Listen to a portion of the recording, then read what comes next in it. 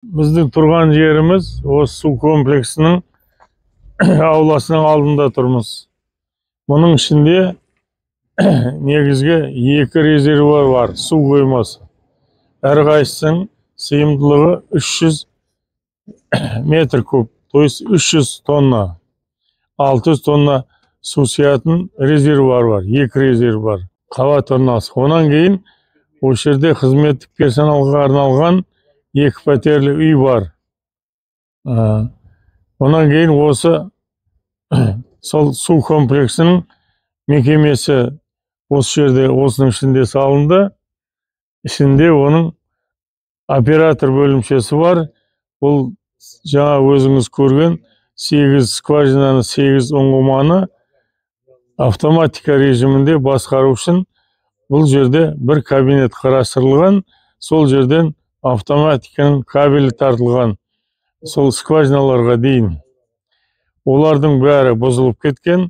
Қазіргі жағдайы бұл су комплексінің жаңағы сыйымдылығы 300 метр куб, то есть 300 тонналық 2 резервуар 600 тонна су сияды.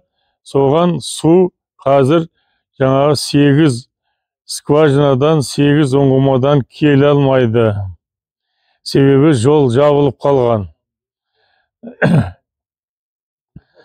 Енді бая автоматикасы да мұның жаңағы қазір істемейді. Оның кабельдері бұзылған, алып кеткен адамдар. Енді қазір бұл жаңа резервуарлардың ешкімге қажеті жоқ. Бұл жерге су келмейді. Сонда сауал туындайды. Бұл скважиналар 300 миллион теңге мемлекет қаражаты жұмсалған осы 8 скважинаны қазу үшін. Плюс осының проектіне кеткен ақша, жоба дайындауға. Сонда бұл объектіне ондай өкіметтің ақшасын шығарып салудың не қажеті бар еді? Қазір осылар тиімді пайдаланып отыр ма оны? Тиімді пайдаланып отырған жоқ. Себеп 8 скважина бос тұр. Оларды өзіңіз көрдіңіз. Олардың насостары алынған, басқа жерге жұмсалған. Ол жерден су сатылса, сатылып атқан шығар 1-2 скважинадан. Бірақ сол скважинадан сатылған сулар мемлекеттің кассасына барып жатыр ма, я біреудің қалтасына барып жатыр ма? Ол қаралатын мәселе. Бұл жерде енді сол 8 скважина мемлекеттің жаңағы мен айтқандай 300 миллион теңге ақша жұмсалып салынған объект қазір қалай тиімді пайдалану керек? Осы бүгін тиімді пайдаланып отырған жоқ ол. Бірақ оны қазірде тиімді пайдалануға болады. Бірақ бұл резервуар тұрған жерге суды әкелу қиын. Себебі трассаның үстінен өзіңіз көрдіңіз, тұрғын үйлер салынып кеткен қазір. Ол жерден судың келуі қиын қазір. Себебі трассаның үстінде үйлер орналасқан. Ендігі мәселе тек сол скважинаның қасынан басқа вариантта пайдалану мәселесін шешу керек. Бұл Ақшұқыр ауылының проблемасы көп, суға тиісті. Оны сіз көрдіңіз. Әрбір қазір бірнеше үйді көрдіңіз. Ол үйлер өз алдына скважина қазып алған. Себебі бұл су онша тереңде емес, 15 метр, 20 метрден су шығады, ыза су. Бұны бұрынғы ғасырларда осы жерде өмір сүрген жерлестеріміз ыза су деп атаған. Бұл Каспий теңізінің табиғи тұтынылған суы. Орысша аты естественно фильтрационная вода Каспийское море. Оның тұздылығы ауыз суына жақын. Сондықтан олар кей жағдайда осыны ауыз суға пайдалануға болады деп сатып жүр. Жоқ. Біз 2010-2012 жылдар осы объекттің бірінші кезеңі салынған. Мен өзім соған араластым. Соған қажет 300 миллион теңге ақшаны Астанадан осы жерге бөлдіру туралы су комитетінен осы жерге бөлдірдім. Соған ат салыстым, қатынастым. Ондағы мақсатымыз осы Каспий теңізінің табиғи тұтынылған суын, ыза суды халық мүддесіне пайдалану еді. Оны ауыз су ретінде емес, егін суаруға, мал суаруға, басқа да тұрмыстық қажеттіліктерге пайдалануға болады деп есептегенбіз. Соның бірінші кезеңін, бірінші этапын мен салуға қатынастым өзім. Ол кезде мен Маңғыстау облыстық су жүйесі деген мекеменің директоры едім. Әрі Батыс 2008 деген жекеменшік фирмамыз болды. Сол фирманың атынан осыған қатынасып, мен осы объектіні, осы су комплексін салуға кезінде қатынастым. Енді бұл жерде анау жақында осы бір-екі айдың төңірегінде осы ауылда жиналыс болды. Сол ауданның әкімі осы жерге қатынасты. Елтізаров деген азамат. Олардың айтуынша оның барлығы істеп тұр. Ол жерден сулар сатылып жатыр. Олай емес, бұл өтірік әңгіме. Бұл жерден өзіңіз көрдіңіз, жаңа бірнеше үйлер өздерінің ауласынан жекеменшік құдық қазып алған. Сол құдықтан шыққан суды алатын адамдарға, мекемелерге сатады. Солар толық сатқан суынан салық төлеп отыр ма, мемлекетке жоқ па, ол бөлек қаралатын мәселе. Бұл судың, ыза судың қоры бұл жерде көп деп есептегенімізбен, осы Ақшұқыр ауылындағы теңіз жағасында осы судың мол қоры бар.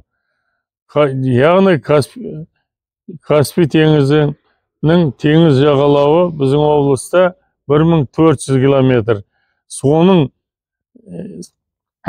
барлық жерінде дегендей 1400 километрдің осы ыза су бар. Бірақ оның мол қоры осы Ақшұқыр ауылында орналасқан. Ол қанша мол болғанменен бұл судың да таусылуы мүмкін. Әркім өзінің ауласынан құдық қазып, оның суын сатып, осылай пайдаланатын болса. Су талан-таражға салынып, бұның да мемлекет бұған шек қоймаса, бұның да таусылуы мүмкін. Ол ыза су бұл жерден кейін ондай тереңдіктен шықпауы мүмкін. Білмеуі мүмкін емес, біледі. Бірақ сол адамдарға құдық қазуға мүмкіншілік істеп, соны көрмей жүруі мүмкін емес олардың. Олар біледі, барлығын біледі. Сол 8 скважина қазғанда бұл жерде жаңағы енді кілті болмағасы мына жерге кіре алмай тұрмыз ғой. Резервуардың қасында айтайын деп едім. Бұл әңгімен сол су қоймасына негізгі схема бойынша келу керек еді қосу. Сол резервуардың қасынан жаңағы су таситын машина водовоздарменен осы елге тарату туралы сол жерде біз водовоз машиналарға су құятын жасағанбыз. 2012 жылы сол кездегі аудан әкімі Асауов деген азамат болды. Сол бұны алып өздері істеткісі келді. Су тұтатын қондырғы, қымбат бағалы су тұтатын қондырғы алды. Ол қондырғыларды істете алмады. Қазір осы ауданның территориясына бір жерде тығып қойған болу керек бұлар. Сол осы Түпқараған ауданының жерінде болу керек ол. Ол өте қымбат бағалы су тұтатын қондырғы. Соны бұлар істете алмады осы жерде. Біз бұл жобаны дайындаған кезде суды тұтыну процесі бізде қаралмаған. Себебі ауыз су проблемасы бұл жерде шешілген. Ауыз су барлық жерде бар. Бұл жерде тек мал суаратын су, онан егін суаратын су, басқа да тұрмыстық қажеттілікке қажет болған жағдайда осы жаңа ыза суды пайдалануға болады. Бұл жерде менің айтайын деп тұрғаным, мемлекеттің кеткен 300 миллион теңге ақшасы енді тиімсіз болып қалды бұл жерде.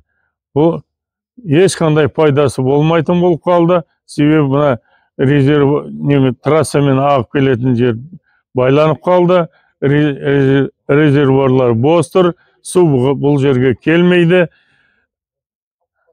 Яғни 300 миллион теңгеге салынған объекттің қажеті болмай тұр бұларға қазір. Бұл ауданның әкімі жақында жиналыс өткізді, мен қатынастым.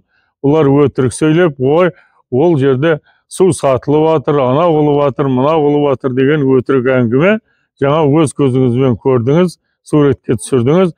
Ол құдықтардың ішінде ештеңе де жоқ, қазір бәрі ұрланып кеткен, өздері алып кеткен.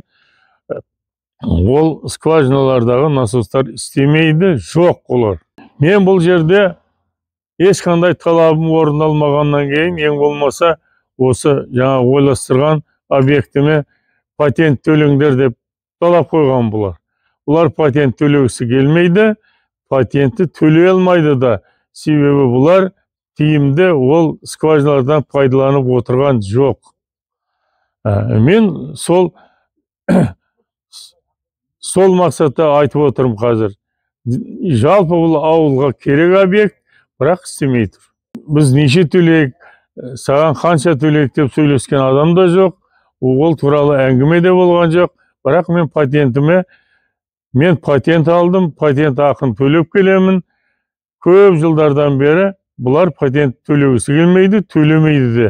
Енді бұл 2010 жылдар төңірегінде салынған, 2012 жылы бірінші кезеңі мұның іске қосылды. Пайдалануға берілді. Иә, 2012-де. Қазір енді сіз бұнда кіре алмайсыз, сіз кіргізбейді. Кіргізе ма, кіргізбей ма, мен бұл жерге келгенім де жоқ. Иә, қазір де кіре алмай тұрмыз ғой. Бұл 2012 жылдан бері қазір едейін жұмыс жасайды, бірақ резервуарлар жұмыс істемейді. Жалпы ЖКХ-ның балансында болу керек.